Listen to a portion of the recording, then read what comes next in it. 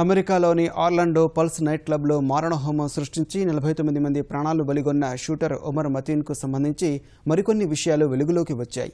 ఈ ఘటన జరిగిన సమయంలో మతీన్ ఫేస్బుక్లో కొన్ని సందేశాలు ఉంచాడని యుఎస్ సెనేటర్ జాన్సన్ వెల్లడించారు.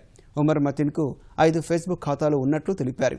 ఇస్లామిక్ స్టేట్పై అమెరికా, రష్యా బాంబు దాడులు ఆపాలని, తాను ఐఎస్ చీఫ్కి బాగ్దాదీకి విధేయుడిగా ఉంటానని, అల్లా తనను అంగీకరిస్తాడని నమ్ముతున్నట్లు మతీన్ ఫేస్బుక్లో పేర్కొన్నాడు.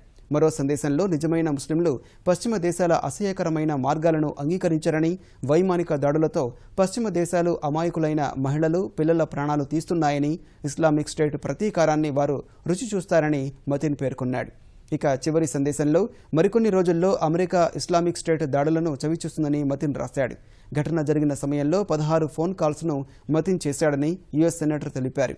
అందులో 3 కాల్స్ అత్యవసర నెంబర్ 911కు వెళ్లగా, ఒక కాల్ స్థానిక టెలివిజన్ ఛానల్కు చేసినట్లు వెల్లడించాడు. మతీన్ ఖాతాలకు సంబంధించి సమగ్ర సమాచారాన్ని ఇవ్వాల్సిందిగా అధికారులు ఫేస్బుక్ యాజమాన్యానికి లేఖ రాశారు.